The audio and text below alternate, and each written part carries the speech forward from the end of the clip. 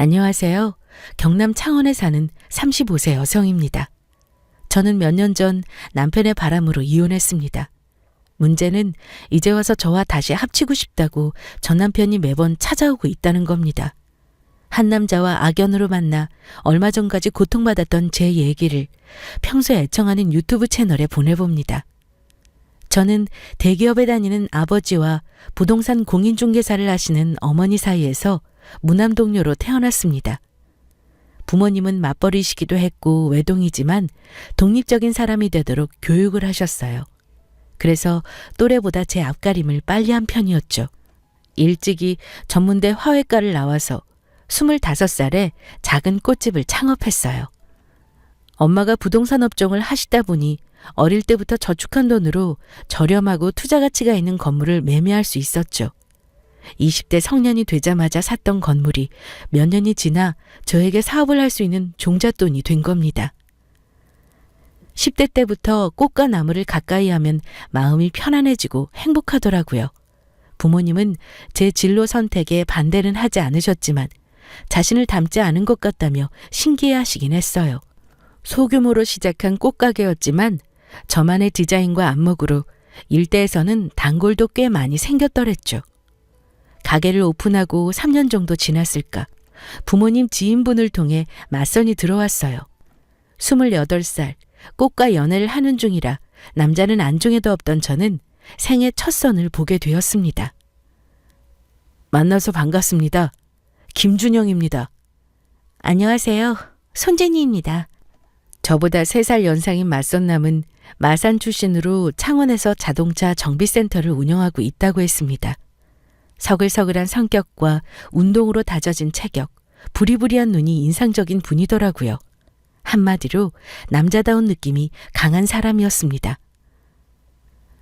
3대 독자라서 부모님이 결혼을 빨리 원하시거든요. 누나는 몇 년 전에 호주로 시집 갔고요. 진희 씨는 꽃집 하신다고 들었는데 확실히 여성스러우시네요. 감사합니다. 준영 씨는 사업하신 지 얼마 안 되셨다고 들었는데 바쁘시죠? 이쪽 계통에서는 바닥부터 배워서 지금은 아는 선배랑 동업으로 시작했는데 역시나 많이 바쁘네요. 진희 씨도 여자 혼자 어린 나이에 가게 창업도 하고 대단하세요. 생각도 안 하고 나간 맞선 자리에서 저희 둘은 대화가 잘 통했어요. 같은 지역 비슷한 상권에서 가게를 운영하고 있다는 공통점이 컸죠. 그리고 중간에 부모님 지인분이 저희 집을 알부자라고 소개를 한 모양이었어요. 맞선남은 제가 부동산을 갖고 있고 어린 나이에 자산 운용을 하게 된 점을 흥미로워하면서 질문을 많이 하더라고요. 남자 쪽에서 적극적으로 나와서인지 우리는 빠른 시간 내에 사귀게 됐고 자연스럽게 양가 인사도 하게 됐어요. 특히 예비 시댁 쪽에서 고등학교 교감을 하시는 예비 시아버지가 공직에 계실 때 빨리 결혼하기를 원했어요. 물론 저희 친정에서도 남편이 성격이 좋다고 좋아하시고요. 그래서 만난 지 1년 만에 우리는 바로 결혼을 하게 됐습니다. 저는 특히 저와 다른 남편의 성격이 마음에 들었어요. 내성적인 면이 많은 저와 다르게 남편은 시원시원한 성격에 적극적이었거든요. 데이트를 하든 어떤 일을 결정할 때 남편이 리드를 하니까 우유부단한 제게 부담이 줄어서 좋았고요. 시아버님은 무뚝뚝하고 보수적인 분이었고 시어머니는 친구같이 친근하고 귀여운 분이셨어요. 두 분 모두 저를 많이 챙겨주시려고 노력하는 게 눈에 보여서 낯을 많이 가리는 제가 한결 편하게 대할 수 있어서 좋았어요. 신혼집은 남편 명의로 된 아파트를 시댁에서 사주셨어요. 결혼식 전에 집을 고르라고 하셔서 위치도 서로 가게 중간 위치에 있는 아파트를 선택했죠. 결혼을 하고 가장 눈에 띄는 점은 친정아버지와 남편이 유독 사이가 좋다는 거였어요. 안 그래도 아들이 있어서 같이 사우나도 가고 운동도 하고 싶다고 노래를 부르던 아버지였는데 남편이 알고 보니 아빠의 고등학교 후배였지 뭐예요? 물론 까마득한 후배이기는 했지만요. 또 아버지가 중공업 계통의 일을 하고 있으니 남편과 말이 잘 통하는 점도 한몫했습니다. 누가 보면 부자지간이라고 할 정도로 얼마나 친근하게 잘 지내는지 딸인 제가 봐도 셈이 날 정도였어요. 결혼한 지 1년이 됐을 때 남편과 동업하던 선배가 부득이하게 개인 사정으로 사업을 접어야 했는데 자금 문제로 고민하고 힘들어할 때도 가장 먼저 남편에게 손을 내밀어준 사람이 저희 친정 아버지였어요. 아버지는 30년 넘게 다니던 대기업을 퇴사하고 받은 퇴직금 중에 2억을 흔쾌히 남편에게 빌려주시더군요. 남편도 친부모도 안 해준 일을 해주셨다고 적지 않게 감동받은 눈치였어요. 제가 부모님께 따로 부탁드린 것도 아니고 저와 결혼을 했으니 남편을 자식으로 생각하시는 건 둘째치고 남편이 그만큼 아들처럼 친정 부모님께 잘한 건 사실이었으니까요. 내가 부자라서가 아니라 퇴사하고 노후에 부동산에 투자하려고 생각해둔 돈이야. 몇십 년간 고생해서 일하고 받은 돈이라 더 가치가 있는 돈이기도 하고 자네는 이제 내 아들이기도 하니까 도움이 됐으면 좋겠네. 아버님, 이 은혜를 어떻게 갚아야 할지 모르겠습니다. 남자가 사업하다가 힘들 수도 있지. 여유 생기면 갚아. 대신 우리 딸한테 더 잘해줘야 하네. 네, 물론이죠. 감사합니다, 장인어른. 그래도 다행인 건 혼자 사업체를 운영하게 된 남편은 급한 불을 끄고 난 후로 자리를 잡았습니다. 대신 결혼 2, 3년 차에는 너무 바빠져서 일주일에 얼굴을 한번 볼까 말까 하다는 문제가 생기긴 했죠. 여보, 오늘도 정비센터에서 자고 와요? 저녁이라도 같이 먹으면 좋은데. 미안해. 요새 한창 일 많은 시기라 더하네. 대신 다음 주에는 꼭 집에 갈게. 2년 사이에 사업 규모도 더 커져서 직원 수도 더 많이 늘렸다고 했어요. 가끔 집에 못 들어오는 남편이 안쓰러워서 반찬에 갈아입을 옷 빨랫감을 챙겨오고는 했죠. 늘 저에게는 자상하고 칭찬을 많이 하는 남편이어서 결혼 3년 차에도 딱히 불만이 있거나 서운함이 있지는 않았어요. 많이 바쁜 것만은 빼고요. 시간도 빠르지. 어느덧 결혼한 지 3년이 돼가더라고요. 결혼기념일을 2주 남긴 어느 날이었어요. 다른 이벤트를 챙기지는 않아도 각자의 생일과 결혼기념일 정도는 데이트도 하고 특별하게 보내고 있었기에 올해는 어디서 같이 시간을 보낼까 고민을 하던 때였죠. 오랜만에 집안 대청소를 한다고 이곳저곳을 청소하다가 서재 책상 서랍에서 선물 케이스를 발견했어요. 붉은 장미꽃을 연상시키는 크리스탈로 만들어진 머리핀이었죠. 딱 봐도 손수 제작한 수공예 제품 같아 보였어요. 내가 꽃을 좋아하니까 이번 결혼기념일 선물로 저걸로 사뒀나 보다 하고 설레더라고요.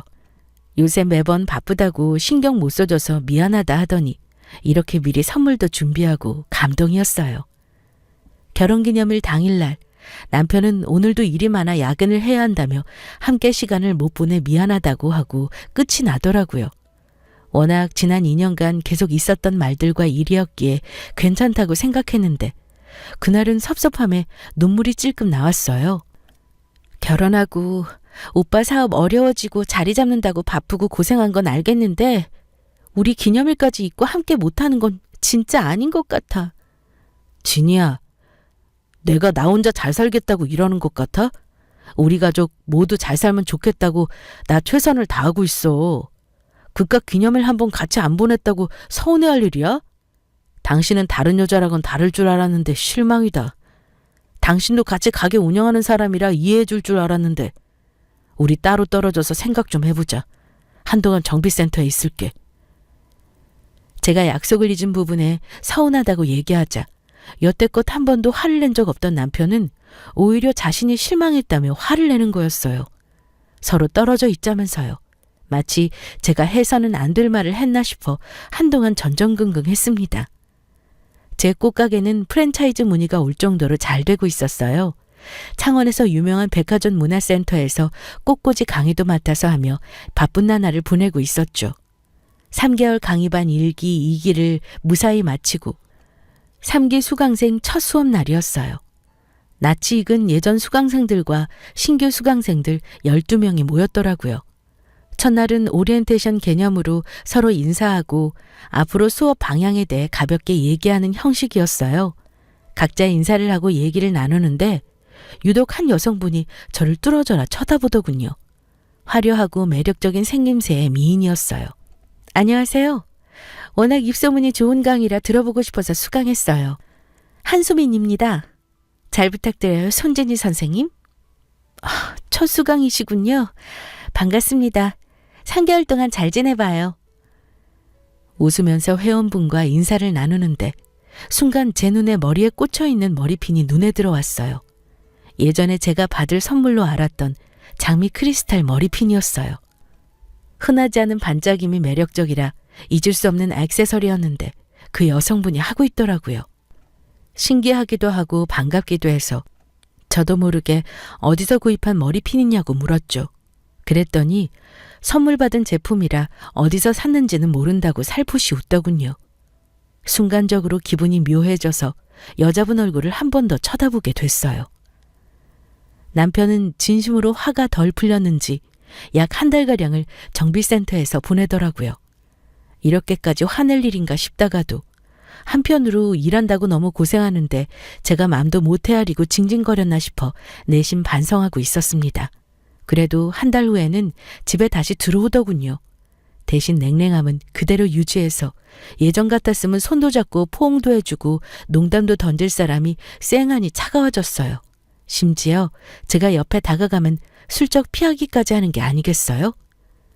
남편 때문에 여간 속상한 게 아니었습니다. 화해를 시도하려 해도 틈을 주지 않으니 어떻게 해야 할지 속이 타들어가더라고요.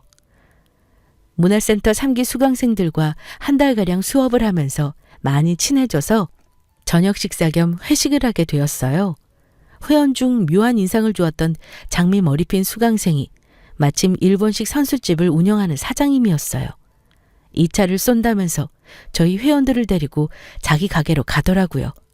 대부분 주부들이라 그런지 간만에 마음 맞는 사람들과 술을 한잔하니까 다들 들떠서 일어날 줄 모르고 늦은 시간까지 수다를 떨며 놀았어요.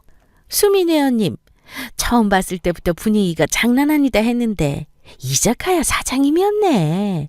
여자 혼자 이렇게 큰 가게 운영하는 거 완전 멋져요.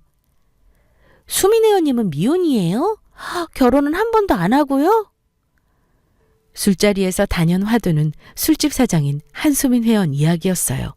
40대 초반의 싱글이라는 그녀는 오래 만난 애인이 있고 술집을 운영한 지 2년 정도 됐다고 하더라고요. 경상도 사투리를 전혀 안 써서 의아했는데 원래는 서울 사람이라고 했어요. 만나는 애인 때문에 창원에 온 지 5년 정도 됐다고요. 저는 술이 안 받는 체질이라 평소에 술을 입에 대지도 않았는데 그날따라 남편 때문에 속상했던 마음이 원인이었는지 주량을 넘어서게 마셔서 살짝 취한 상태였어요. 화장실에서 저도 모르게 오바이트를 하고 나오는데 술집 여사장님이 서 있었어요. 선생님 술도 못 드시는데 많이 마셨나 봐요. 속 괜찮아요? 네, 괜찮습니다. 요새 좀 속상한 일이 있어서 저도 모르게 마셨나 봐요. 뭐가 그렇게 속상한데요? 그냥 남편이 저를 자꾸 피해요. 아니다, 이건 비밀. 취소할게요. 남편분하고 요새 사이가 안 좋아요? 네? 네. 왜 그러는지 도대체 모르겠어요. 말도 안 해주고 피하기만 하고 답답해요. 술 기운에 저도 모르게 남편 얘기를 꺼내면서 푸념을 늘어놓는데 여사장님이 입가를 닦으라면서 손수건을 손에 쥐어줬어요. 그런데 술 기운에도 그 손수건이 이상하게 낯이 익어 보였어요. 그러고 나서 정신을 차려보니 집이더군요. 부분적으로 필름이 끊겨 있었지만 회원들이 저를 집에 데려다 준 것 같았어요. 가게도 쉬는 날이라 늦잠은 상관없었는데 무언가 알 수 없는 찜찜함이 가슴께에 얹혀있는 것 같았죠. 내가 도대체 뭐를 놓쳤더라? 기억이 날 듯 말 듯한 답답함을 동반한 찜찜함이었어요. 자다 깼는데도 손에는 손수건이 꼭 쥐어져 있었고요. 아무리 봐도 손수건은 제가 결혼기념일에 남편에게 선물했던 손수건과 똑 닮아 있었어요. 그날은 하루 종일 숙제에 시달리며 쉬었어요. 평소에 안 하던 짓을 하면 이렇게 힘들다는 것을 새삼 느꼈던 날이었죠. 다음날 휴일, 꽃집에 일 처리할 게 있어 외출을 했다가 남편 정비센터에 갈아입을 옷과 빨랫감을 들고 와야겠다 싶어 무작정 갔습니다. 직원들도 쉬는 휴일이라 남편만 있겠다 싶었죠. 계속 답답해할 바에 남편과 속 깊은 대화나 나누고 가야겠다 생각 중이었습니다. 사무실에 들어가니 인기척이 없어서 숙소처럼 쓰고 있는 휴게실에 남편이 쉬고 있겠다 싶어 그쪽으로 방향을 트는데 어디서 대화 소리가 들렸습니다. 당신 와이프하고 스킨십 하지 말라고 했더니 진짜 그랬나 봐? 누구 말이라고 안 지키겠어. 자기 오늘따라 더 이뻐 보이는 거 알아? 맨날 말로만 하지 말고 언제 우리 관계 얘기할 거야? 시간 그렇게 많이 안 남았어? 말할 타이밍 보고 있어. 부모님한테도 말씀드려야 하고. 그런데 당신 와이프 진짜 두뇌 빠진 여자인 거 알아? 어떻게 내가 앞에서 그렇게 티를 냈는데 한 번은 의심을 안 하지?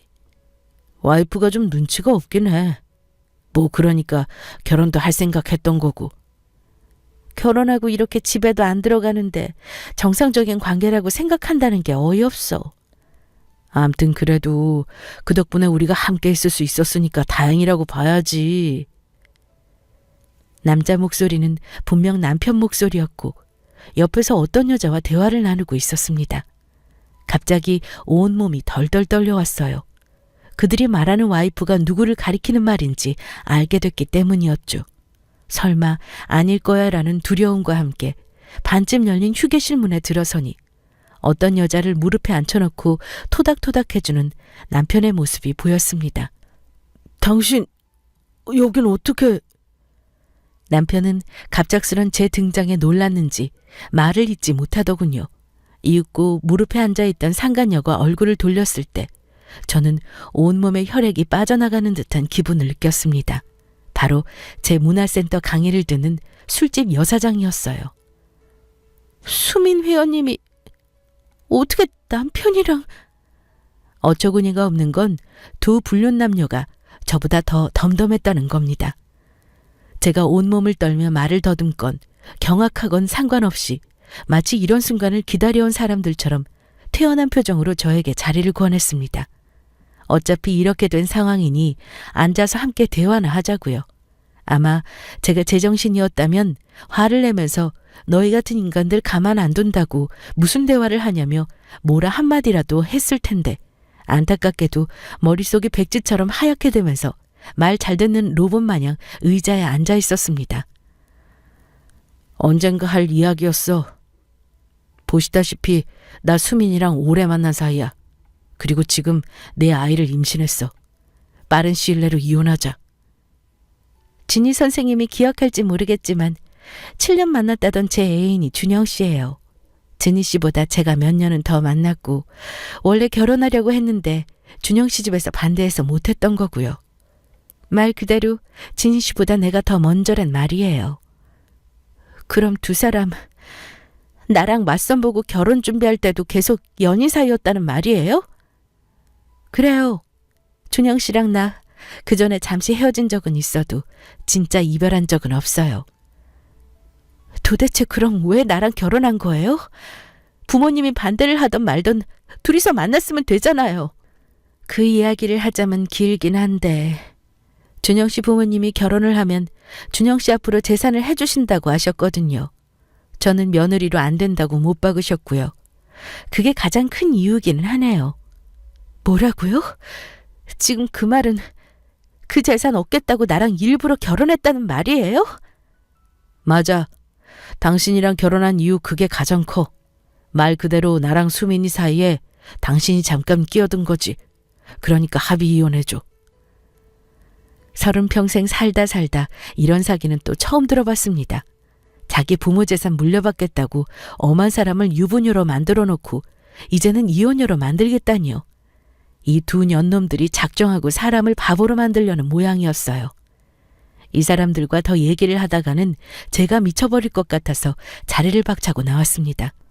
어떻게 집까지 왔는지도 모르게 혼이 나가서 도착하니 저도 모르게 눈에서 눈물이 줄줄 흐르더군요. 맞선으로 남편을 만나던 순간부터 상간녀가 문화센터에 수강생으로 왔던 때까지 모든 일들이 파노라마처럼 머릿속에 떠올랐습니다. 마치 장기판의 장기말처럼 이들의 손에 놀아난 것 같은 배신감에 치가 떨렸어요. 한 번도 생각해 본 적 없는 일이라 충격은 한동안 가시질 않았습니다. 예정된 중요한 스케줄들을 소화하기는 했지만 대부분 일들은 몸이 안 좋다고 양해를 구하고 직원들에게 맡겼습니다. 남편 말대로 순순히 이혼을 빨리 해버리고 다시는 이 사람들을 보지 말아야 할지 어떻게 해결해야 할지 도무지 판단을 할 수 없었어요. 이혼을 하자니 충격을 받으실 친정 부모님이 떠오르고 그렇다고 괘씸해서 이혼을 안 해주려니 제가 비참할 것 같고요. 혼란스러운 시기에도 백화점 문화센터에 강의를 갔더니 상간녀가 여전히 수업을 들으러 왔더군요. 주변 회원들에게 임신했다고 말하며 축하를 받고 있었어요. 제 앞에서 보란 듯이 애인이랑 곧 결혼할 것 같다고 말하는 그 모습을 보면서 말할 수 없는 비참함을 느꼈습니다. 인정하고 싶지 않았지만 제가 그들 사이에 끼어든 것 같은 더러운 기분이었죠. 외출하고 집에 돌아오자 거실 테이블 위에 아기 초음파 사진이 놓여져 있더라고요. 임신 5개월이야. 출산 준비도 해야 하고 태어날 아이를 혼외자로 만들 수는 없잖아. 당신이 그렇게 잔인한 사람이라고 생각하지는 않아. 현명한 판단하길 바래. 그리고 이혼 끝나기 전까지 이 집 써도 좋고 난 이번 주 내로 짐 싸서 수민이한테 갈 생각이야. 남편은 끝까지 잔인하게 합의 이혼을 요구하면서 이혼 서류를 놓고 가더군요. 쌍욕을 퍼부을 수도 있고 악다구니를 쓸 수도 있었지만 포기한 사람처럼 그런 에너지가 나오지 않았어요. 그 주 주말에 남편은 완전히 짐을 싸서 상간녀에게 갔나 보더라고요. 횡하니 비워진 흔적을 보고 저도 어느 정도 반포기 상태로 이혼을 해야겠다 결정한 상태였어요. 며칠 뒤 시아버지 생신이라 시댁을 갔습니다. 불편할 것 같아서 저녁 식사에 안 가고 싶었는데 남편이 한 짓이나 이혼 얘기를 해야 할 것 같아서 일부러 갔어요. 준영이는 오늘 사업장에 급한 일 터졌다고 못 온다고 하더구나. 우리끼리 식사하자. 좋은 날 이런 얘기 하게 돼서 죄송해요. 하지만 오늘은 꼭 말씀드려야 할 것 같아서요. 남편의 외도 사실, 상간녀 임신 이야기와 이혼 요구에 대해 시부모님께 사실대로 말씀드렸어요. 시아버지는 잠시 조용히 이야기를 들으시더니 좋은 날 내가 이런 얘기를 들어야겠냐며 역정을 내시고 방으로 들어가셨습니다. 반면 시어머니는 덤덤한 얼굴이시더라고요. 아마 남편이 시어머니에게는 미리 얘기를 한 모양이었어요. 안 그래도 어떻게 말을 꺼내야 할지 많이 생각했었다.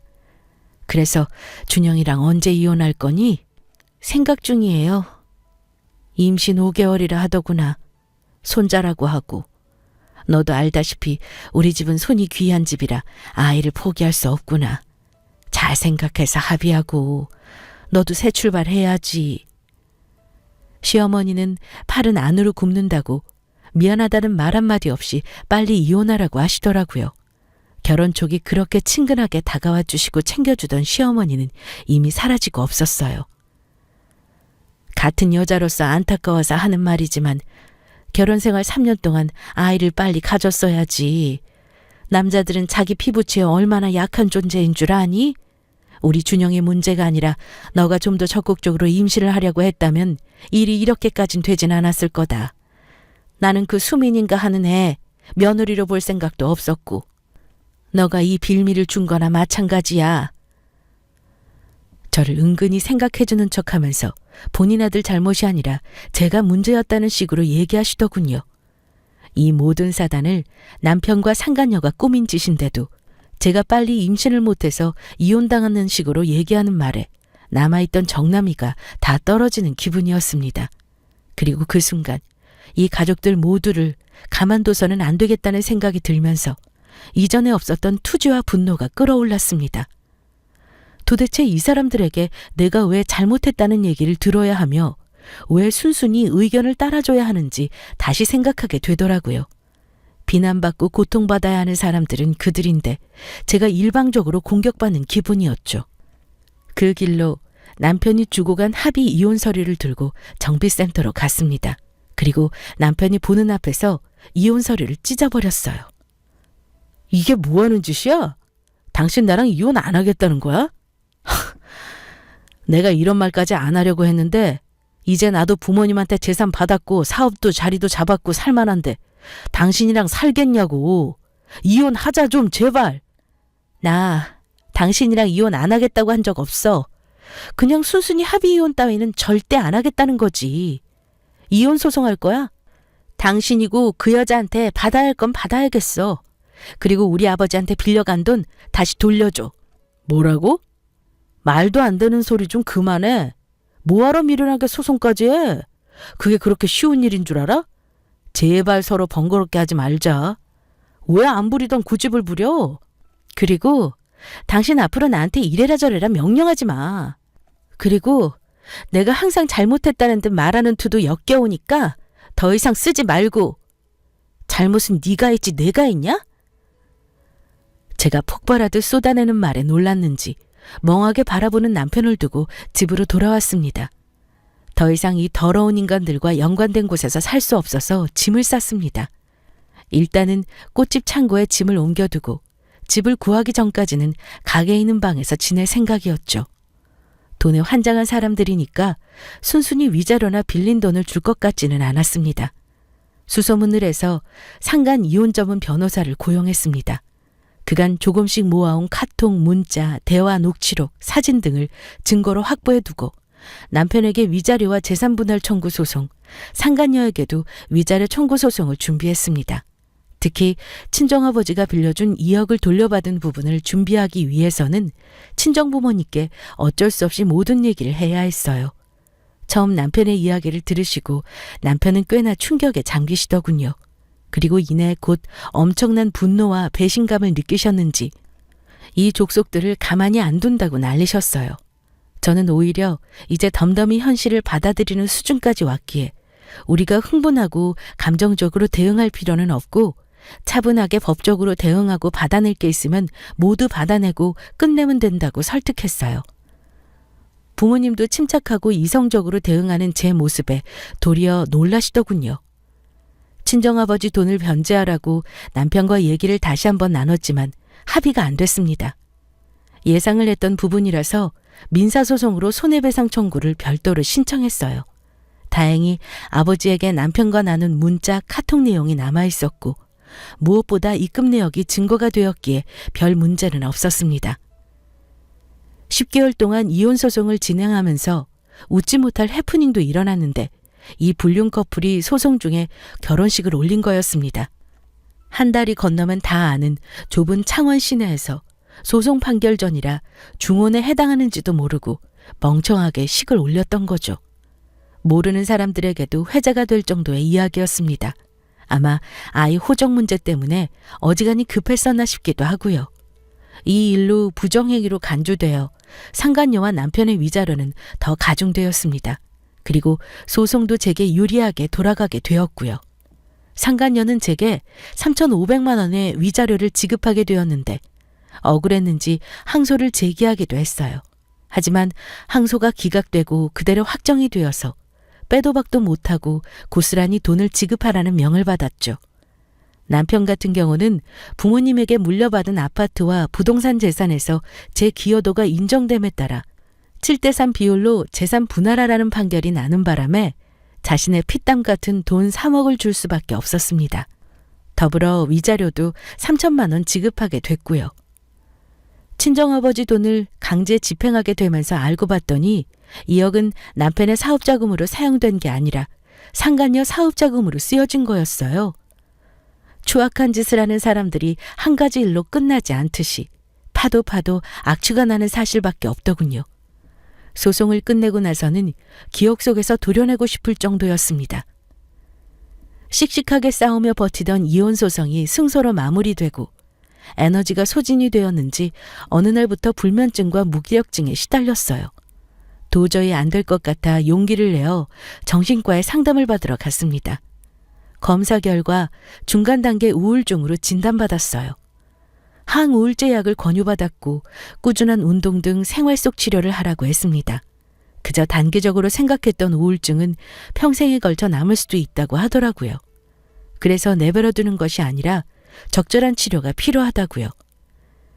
친정 부모님은 이혼 소송이 마무리되고 나자 이런 악연을 내 딸에게 소개시켜줬다며 엄청 미안하다고 하셨어요. 이미 일어난 일은 어쩔 수 없다고 앞으로 더 보란 듯이 잘 살면 된다고 말씀드렸어요. 차마 걱정하는 부모님께 불행했던 결혼과 이혼 때문에 정신과 상담을 받고 있다고 말씀드릴 수는 없었고요. 소송이 끝나고 이사를 갈까도 심각하게 생각했었습니다.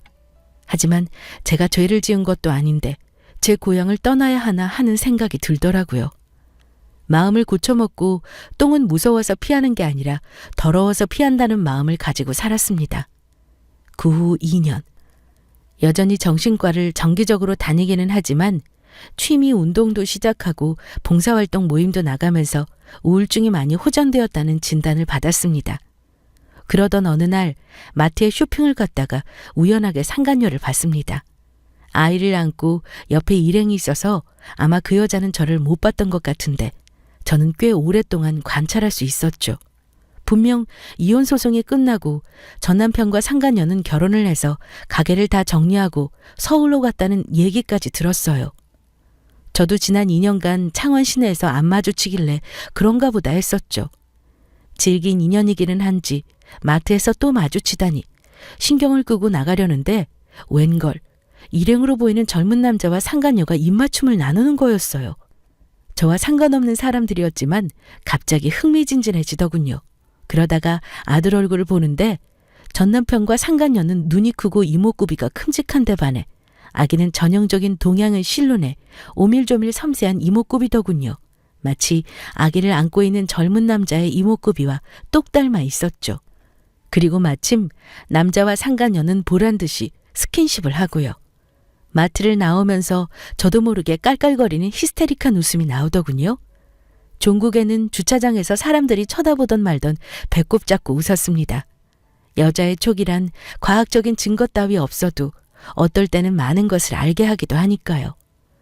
그러고 나서 며칠 후 머리를 하러 단골 미용실을 예약하고 갔는데 하필이면 예전 시어머니가 머리를 하고 있는 게 아니겠어요?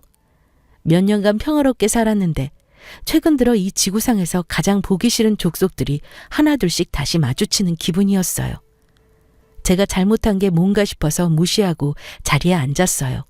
그제야 최 여사는 저를 발견했는지 흠흠거리며 아는 척을 하려 하더군요. 너는 오랜만에 봤는데 인사도 안 하니? 저희가 인사할 사이는 아니잖아요.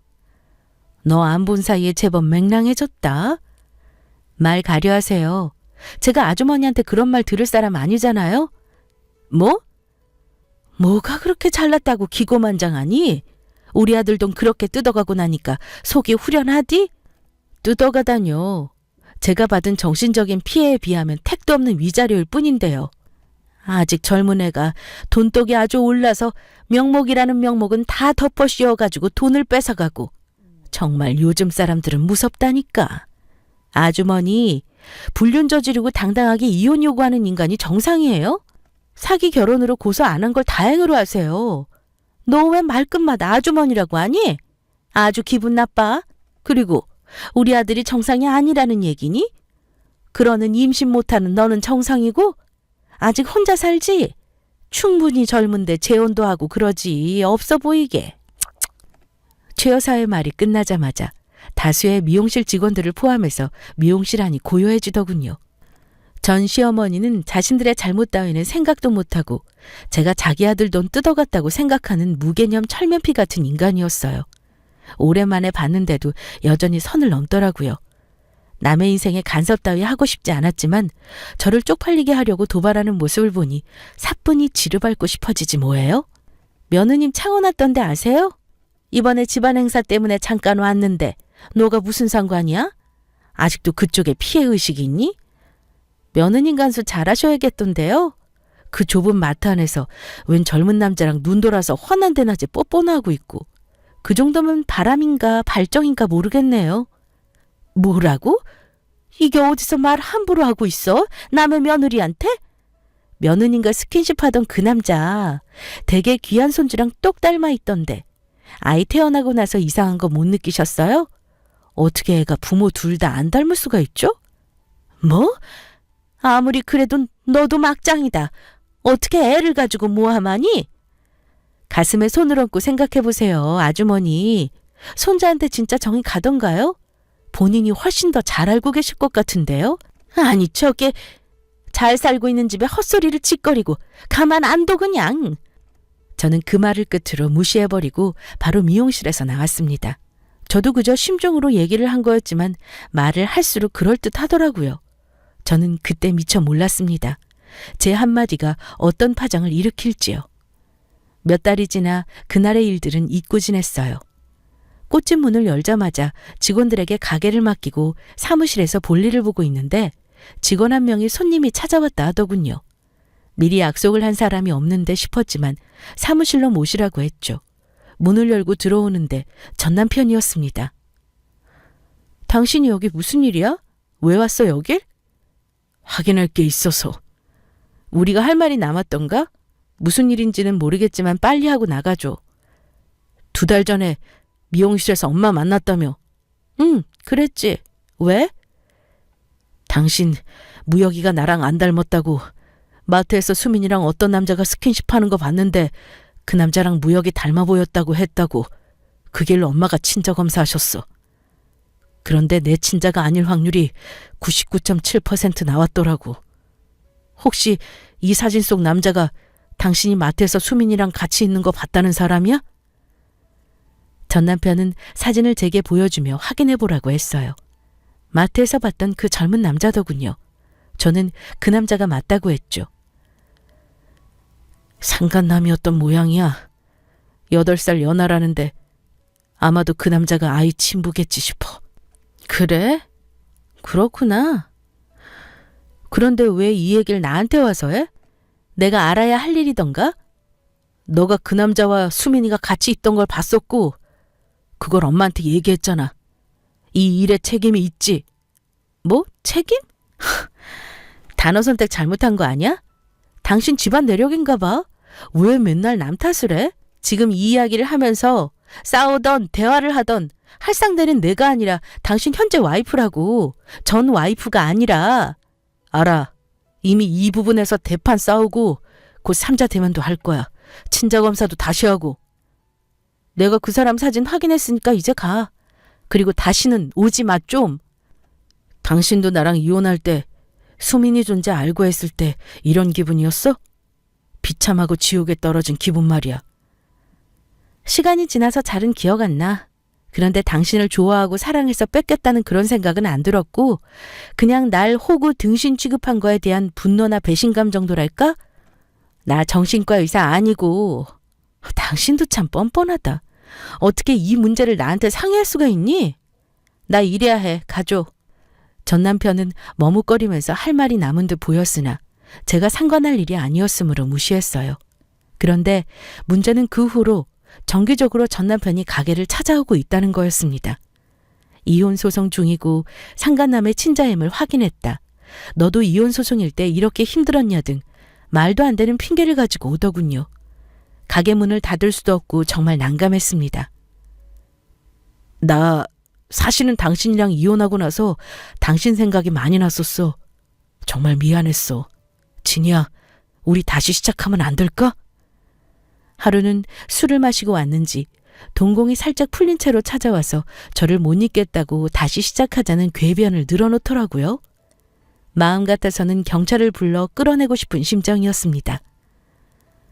이보세요, 김준영 씨. 뭔가 착각하시나 본데요. 나는 그럴 마음이 요만큼도 없어요. 나는 당신들 가족한테 하도 시달려서 정신과 치료도 받은 사람이야. 내가 돌았니? 다시 지옥으로 걸어가게? 일단 직원들에게 부탁해서 전 남편을 끌어내고 가게 입구에 소금도 왕창 뿌렸더랬죠.